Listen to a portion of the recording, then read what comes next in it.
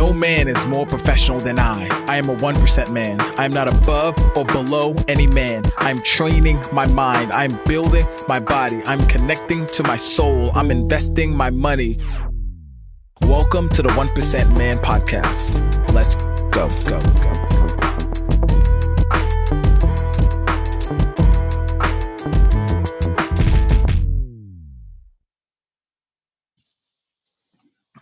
3, 2, 1. All right, everyone. Welcome back to the 1% Man Podcast. I have my good friend here, Stu Smith, with me.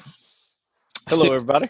Stu is a Navy SEAL, tactical fitness instructor, has well over 14 published books and almost over 30 other books, right, Stu, as well? Yeah, those are self-published, but anybody can self-publish. It's not that hard. But you finding a publisher that does your stuff is a little more challenging. But yeah, I've been writing about it for over 20 years now. So it's what I do. True. So, Stu, before we get into today talking about tactical fitness and talking about how fitness can help men, I want to ask you a couple of questions so everyone can get to know you better, all right? Sure. What is your favorite color? Blue. All right. What is one value that you hold that you think all men should hold as well? Courage. Got you. Why courage? Kind of the stoic in me, is if without courage, you can't have the other virtues. Nice. I did not make that up. I think through some of the Stoic readings I've read through over the years. I think it was Aristotle that said it actually, that without courage you can't have all the other virtues. So okay, nice. Yeah, I'm a daily. Are you familiar with like Daily Stoic? Oh yeah, yeah, absolutely. So one of my favorite podcasts to listen to as well. So now I also want to, this is kind of special towards you as well, is, being a SEAL, what is one thing that you learned in your SEAL training or your time as a SEAL that you wish you could bestow upon every man in America or in the world? I would say that your body is 10 times stronger than your brain will let it be. So what that means is, yes.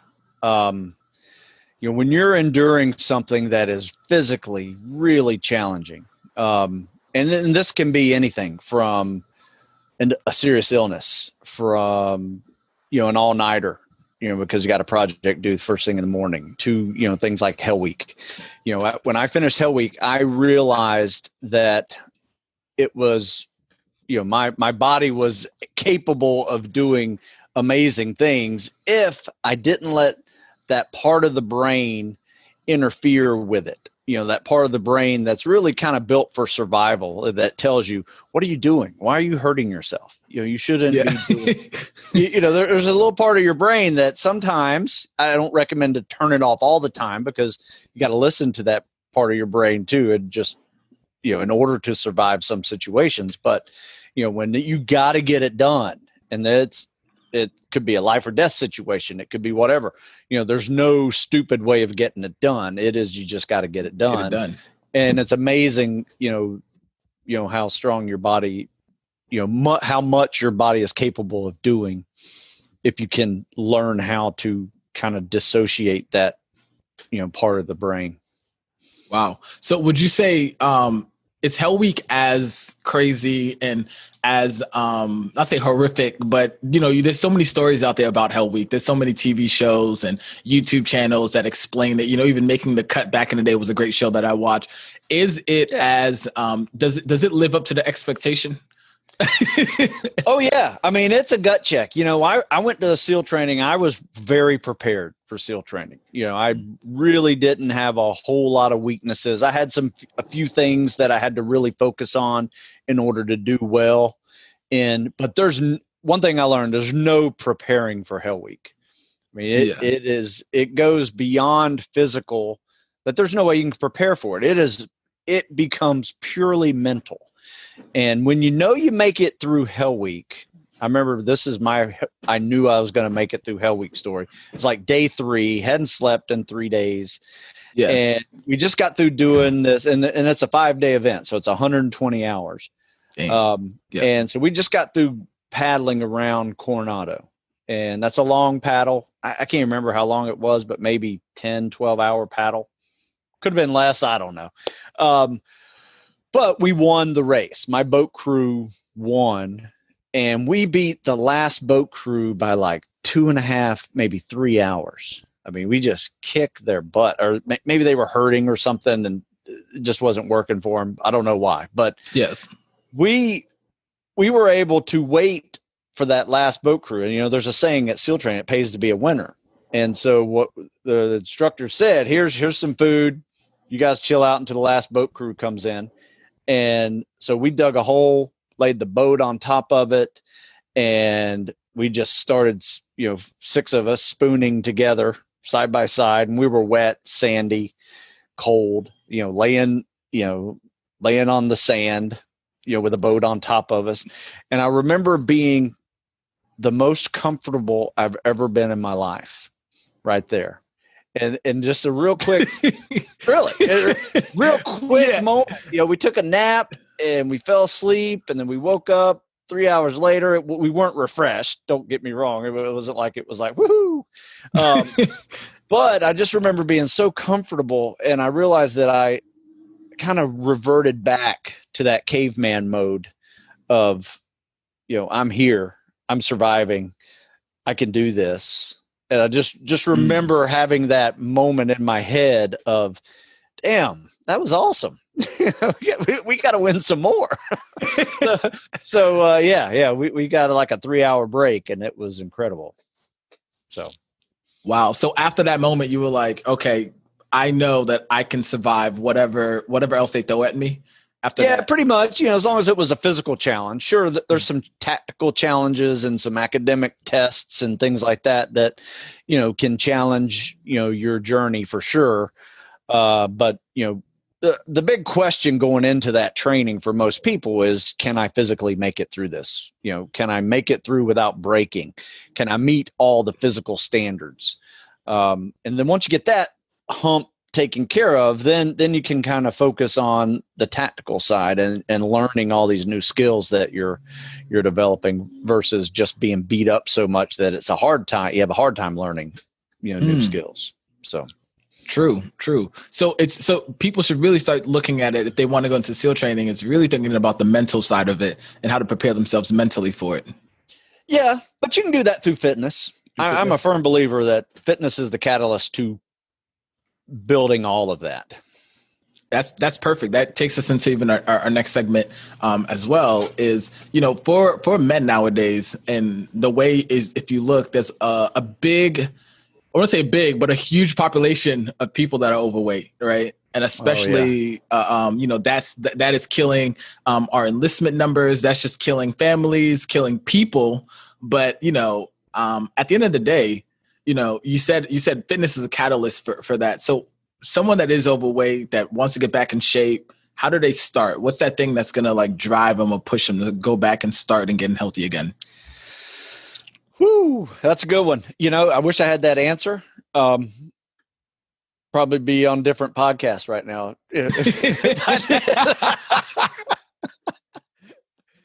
No, I'm just messing with you. No, I love it. No, it's true. I've been writing about this since the 90s. So, and it's just gotten worse. And it's just what it is. But I've also seen people lose 100 pounds in order to serve, or lose 150 pounds. We had one guy this past year and a half lose 150 pounds, and he's about to join the Army, and he's a freaking stud. But just came in just big as a house. So I think the biggest thing is a lot of people need to see it to believe it. I think a lot of people just don't have hope that they can do it. But there are countless stories out there, testimonials and before and after pictures, and, and people just need to say, hey, that guy can do it. I can too. And then get in, and then find something that inspires you. Find something that motivates you. People say motivation is garbage. I love it. I love being motivated to do stuff. However, you have to realize that motivation is temporary, and that motivation has to slowly evolve over time by creating good habits, right? And a great time to create new habits is while you're motivated, right? And that motivation may last just a few weeks, but if you can get yourself some daily good habits in there, you'll find that when you're not motivated 3-4 weeks later, that you've created these habits that you just go do anyway. Now you've developed discipline, and that discipline can later move into another level of mental toughness. So there's this journey that occurs with fitness and nutrition and just sleeping and resting, going through a complete cycle of fitness and recovery that can yield huge results in someone's life. I tell people all the time, look, give me a month, I'll change the way you look. Give me a year, I'll change your life. And a year, you got to be patient. But think about it this way. Some people look at a year, I'm like, God, a whole year, I don't know if I can do it for a year. But think about last year, this time. Like, it's like a blink, right? Think about where you were last summer, right? Wow. Yeah. It was a blink. And that's how it's going to look. That's how it's going to look a year from now. It's like, if you start today, make today day one, not one day, you will find that a year from now, you'll be a different person. That's so true. That is so true. Now I want to switch a little more gears to the people that are disciplined, the people that are already have a routine in place, right? What can they do to kick it up a notch, right? In terms of like, they just feel stagnant, you know what I mean? They do work out, they go to the gym all the time, they are healthy, but like they want to like reach that next level of fitness. They want to push themselves. What are some ways that they can, add some excitement back again, or even get motivated again to go to the gym if the discipline has faded into just mundaneness? Yeah, I agree. It happens. I think people need a variety in training. I think where people go wrong with training is they do the same routine Monday, Wednesday, Friday, Tuesday, Thursday, Saturday, or however they split their workouts up. If let's say they're working out 5-6 days a week, they just do the same thing every other day. And that's a healthy way to do it. The last thing you want to do is do the same thing every day, because that's, you just don't recover enough depending on what type of volume you're doing. But my recommendation, and you've seen it in the workouts I've created, is you need a variety, right? Now, you may make Monday an upper body day, but every Monday of that year is a different workout, right? Every 100%. Wednesday, every Tuesday might be a leg day, but every workout is a different workout. Right. And you may have your favorite 2 or 3 that you really like to do. And I call those kind of like the go-to workouts. When you just don't have an idea, let's go back to my idea. So for my idea, it's the pyramid. I love the pyramid workout. I would do that thing every day if I have no other idea to do it. And for me, the pyramid is the perfect workout. It starts off as a warm-up, builds up to a max, and brings you back down. Like a cool down. And I've been using them since the 80s, and they're fantastic for a variety of things, whether you want to work on your calisthenics, to crush a PT test. You can mix in running in there. I've done it with swimming and biking pyramids. I've mixed in weights on the back end of the pyramid. So I go up with calisthenics, and then I come down with weights like a drop set, where you just get heavier and heavier as the reps get lower and lower. That's a great way to do it. And like I said, I came up with 101 different pyramid workouts. Right there. So that's my latest book. Actually, the reason why I'm pumping it up is because I just got it in paperback form a week ago.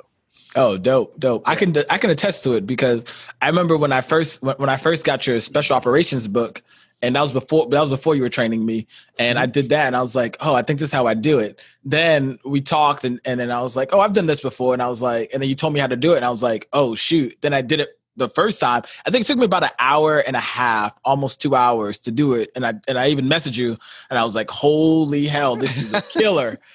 But the cool thing about it, it's all scalable too. You don't have to go all the way up to 10 and back down to 1. You can stop at 5 and come back down to 1, depending on your fitness abilities. But then you can use it as a tool of assessment. Because 1 week you might do 1 to 5, next week you might do 1 to 7 and back. And then it becomes a tool to just check yourself. See where you are. I like to do a 1-10-1. If I can do a 1-10-1 without a whole lot of belly aching and aches and pains, I'm like, all right, I'm still in the zone, Yeah. I was going to say the hardest part is always the 10-1. It's never the one going 1 to 10. I think the 10-1 is the hardest because you're so close to being done. Yeah. And then your mind starts to play that game on you where you're just like, you're hurting, you're done. Just finish it. There's a cognitive thing to this too. Yes. Because you can't turn off that part of the brain that takes you to this happy place. You got to think like how many numbers I'm on, how many times I got to multiply these sets by, so you're constantly thinking the front part of your brain is still turned on, which is a very valuable tool in tactical fitness training, because think about what you're trying to do. If you're patrolling, you might be tired and beat up, but that thinking part of the brain, that creative part of your brain, as you access, as you come up to problems and you have to assess them and, work around ideas, even though you're tired, that pyramid is a good tool to kind of keep you in that mindset as well. True. So I want to switch gears a little more, and I want to move away. I know, we're both military, but I want to move away from military and people that just have never served, right? A lot of guys probably have never served, and even if they have. But the one thing is, once you become a civilian again, right, that sense of purpose and duty shifts and it changes, right? For you, I don't know what yours were, but how did that shift for you? You were serving at the highest level, right? That you can, it's being a SEAL. And I know there's other levels to that, and there's all these other black ops stuff that disclosed but not disclosed. But after that, how did you find purpose again and meaning and direction once you stopped serving? Oh. Well, I will say this. It is a weird transition, going from, any military job into the civilian world. And I've been a civilian now for 20 years. So I have been out longer than I had served, by 11 years. I'm a little, I feel like I'm just a normal civilian guy now, but I remember my first few years coming out, it was pretty challenging. Cause you lost your social group, you lose that sense of mission and priority. And I went right into being, self-employed, with as a writer, trying to start a fitness business. 9/11 happens and I get back into contracting, and fitness is kind of a back burner for a while. And it was just weird, so it was a very weird transition. And I always kind of had a foot in the door of, training young kids that wanted to serve. And once everything kind of settled down and I made fitness writing my number one priority, I figured if I'm going to write about fitness, I need to be training people, right? Because I need to be working out and writing about it. I can't just write about it, and come up with some ideas out of theory. So I need to be testing new ideas. So I created a program where I train kids for free who want to serve. I do that here in Maryland. And, military, law enforcement, firefighters, people just considering, maybe I want to go to a service academy. Maybe I want to enlist after high school, whatever. Maybe I'm a police officer that want to be a SWAT team guy. Whatever that journey is, right? And so I've been doing that, and it's been fantastic. These are my workouts. I invite these people to join, and I haven't had a lonely workout in 18 years. I've always had people to work with, and coach and help, and we inspire each other. So it's a group thing that we've created. Only thing is like I lose new people every 6 months. It's like the 6 month cycle. I get a new group of faces. And I always say, man, that was a good group. It's going to be hard to replace that group. And then sure enough, a new group replaces them, and they're just as fired up. And it has given me hope for the future. So I am now 51 years old, working out with 20-year-olds and, teens even. So in some cases, I'm 3 times older than the person I'm working out with, and, coaching them and teaching them as well. But it gives me hope for the future that there are young people that are still willing to step up and do that. So that's how I've kind of kept my foot in the door with it, and which, goes perfectly right into my genre of writing that I do, which is called tactical fitness. I work out and write about military, law enforcement, and firefighter fitness. But we all can be tactical athletes. We don't have to be serving to be a tactical athlete. And what I mean by that is basically just good at everything. You don't have to be great at anything. You don't have to be, athletes that are, collegiate level, professional level, Olympic level are great at a few elements of fitness. Whereas a tactical athlete has to just be good at everything from cardio endurance, and that might be a variety of cardios: run, ruck, swim. You got strength and power, speed and agility, muscle stamina, cardio endurance, flexibility, mobility, grip.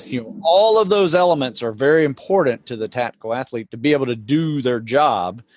But they're also very important for us to develop on a survival level, to be able to help a loved one that needs help in emergency situations, to be able to respond in a life or death situation as an asset and not as someone who needs assistance. So that is the importance of tactical fitness. So your life may one day depend on your fitness level, or your loved one or someone you're trying to help may depend on your fitness level. And that is kind of the civilian version of tactical fitness, and why I think tactical fitness, or fitness in general, is that important. Yeah, that's huge. That's huge. So in terms of what do you see as probably the biggest area that's slacking for most people? Do you think it's sleep? Do you think it's mobility? Because I think personally for me, I see a lot of us in our culture, we're pushing this sense of high performance, or, no work, no sleep. And people are pushing hard. It doesn't matter whether you're an entrepreneur or whether you're just a regular family guy, but we're pushing so hard as men, and we forget that, the elements of sleep. And that's what I see, sleep as being a big hindrance to a lot of people. What about you? What are you seeing being on the forefront of it every day? Absolutely. I think we are over caffeinated and under recovered. So we're just not allowing ourselves to sleep well. And it's very important, because what can happen is, you're constantly going, and there's 2 parts of your nervous system. There's a speed up nervous system they call the sympathetic nervous system, and there's a slow down nervous system called the parasympathetic nervous system. Think of it this way: your fight or flight is your sympathetic, your rest and digest is your parasympathetic. And too many people are just sympathetically charged, and that rush of cortisol, adrenaline that is constantly pumping through you has a chronic effect if you're not able to metabolize those stress hormones naturally through rest, through good nutrition, through, believe it or not, easy workouts. Not all your workouts have to be a butt kicking workout to where you're laying on the floor, in a pool of sweat. You can actually go for a walk for a couple of miles and just breathe and focus on your breathing. You go for a bike ride and just nice, easy, not even break a sweat, and do some non-impact cardio and stretch. Those are really important to recovery, and will make you sleep, will help you sleep better too. True. So yeah, I mean, a lot of people do not allow themselves that physical outlet in order to sleep better. I mean, think about your kids, your puppy. Your puppy's going to go nuts if it doesn't go out and run and play around a little bit, right? And you got to bring them back in, and they go to sleep. It works. We work exactly the same way. A lot of you dads out there, have kids, and you go through this sleep ritual with your kids to get your kids to sleep, Well, you should have the same sleep ritual. I tell people all the time, you don't need an alarm to wake up. You need an alarm to go to sleep. Why is that? Well, because we need to remind ourselves, oh, crap, it's 9 o'clock.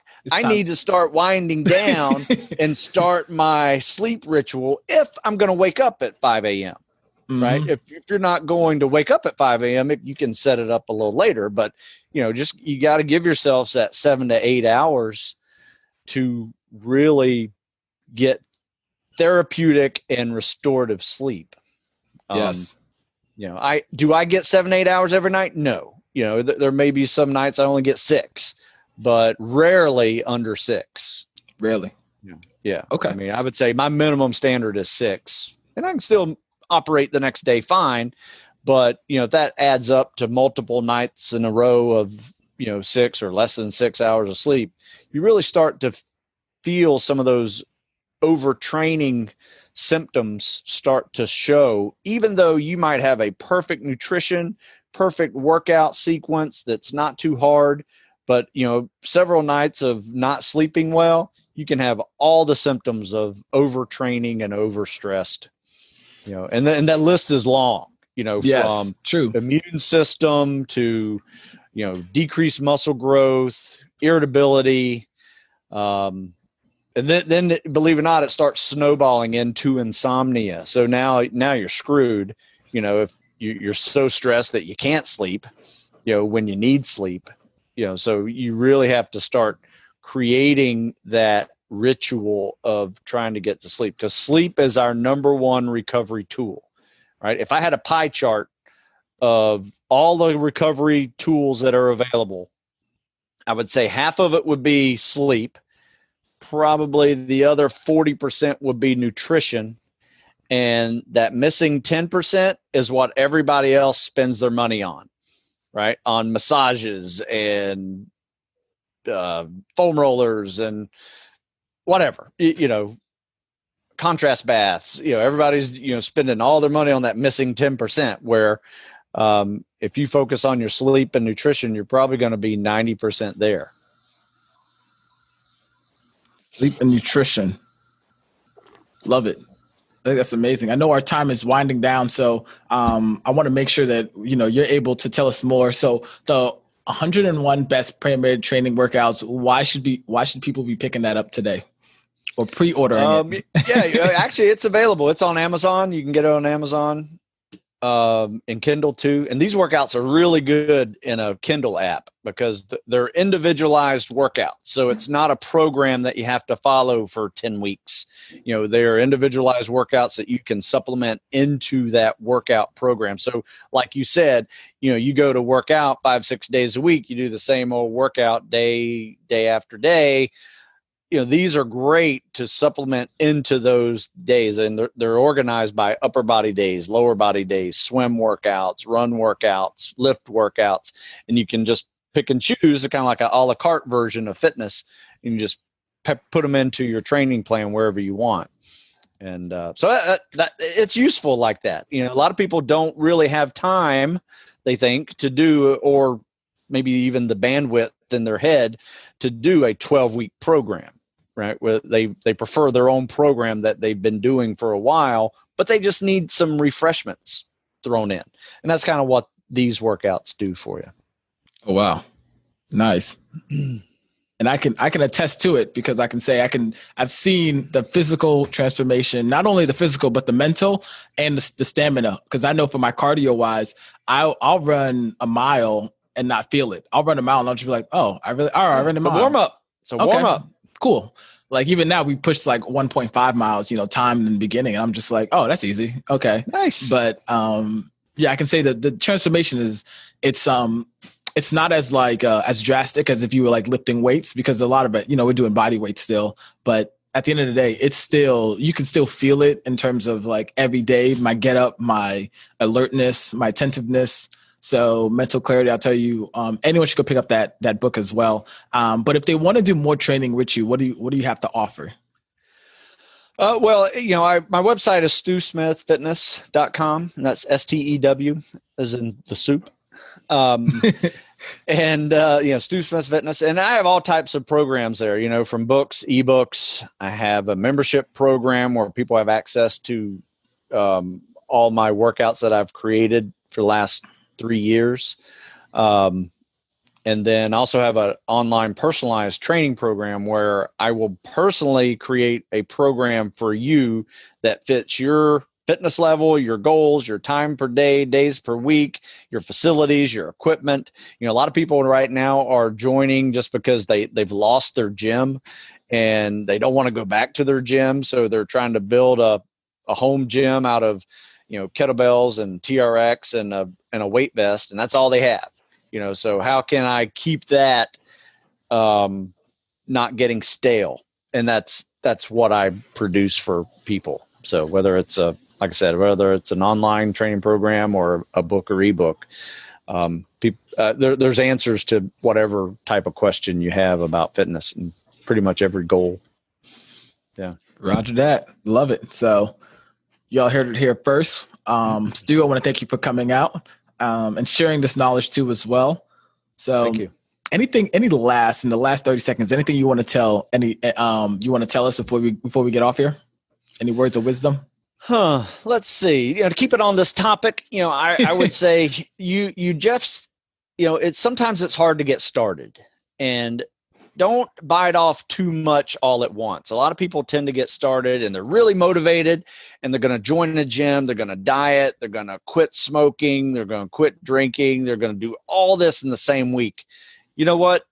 Don't even join a gym yet. Just go for a walk for 30 minutes a day for the first month, right? Just go for a walk, and the next month you may find, you know what? I feel a whole lot better just after doing this and drinking water instead of drinking soda, then make it evolve. The next month, maybe it's it's time to join a gym if you want, or build a home gym, invest in your home gym, and then go from there, and just slowly evolve into fitness. Don't do it all at once, because New Year's resolutions don't last for a reason, because people just, drop everything and just change everything. And typically a goal is going to be accomplished by 2 habits. One that you start and one that you drop, right? You got to drop a bad habit and you got to start a good habit. They don't have to be in the same week. So give yourself some time and spread that out. And your fitness will be the catalyst, like I said, to helping you want to eat healthier, helping you want to sleep better, and just giving you more productivity during the day. You're going to feel better, more alert, more productive at work, at home, and it cascades into the rest of your life. So it doesn't have to be hardcore. Just get started walking. Hell yeah. I love that. So Stu, yet again, thank you for coming out, brother. Appreciate you. I'm definitely have to have you back on again. And to everybody listening, take what he said, run with it, and take action today. All right, Stu, we'll see you later, brother. Make today day one, not one day. Love that.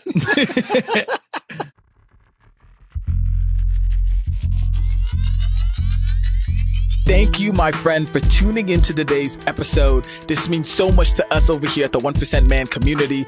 Now, we want to extend a hand of gratitude to you. So I have a free gift for you. All you have to do is go to www.the1percentman.com/podcast gift. This is an exclusive gift for listeners that tune into our podcast. So go over there, get that free gift as well. And now I have 2 simple acts of you. 1, hit that subscribe button and leave us a comment and a 5-star review, because that helps us to see what you love about the podcast, and that helps us to bolster up in the rankings so more people can find us and listen to this pertinent information that we have for men of today's age. Last but not least, I want you to go back and listen to this podcast. Find just one thing that you can implement in your life today so you can move forward. Remember, progress over perfection. And till next time, my friend, your legacy starts today.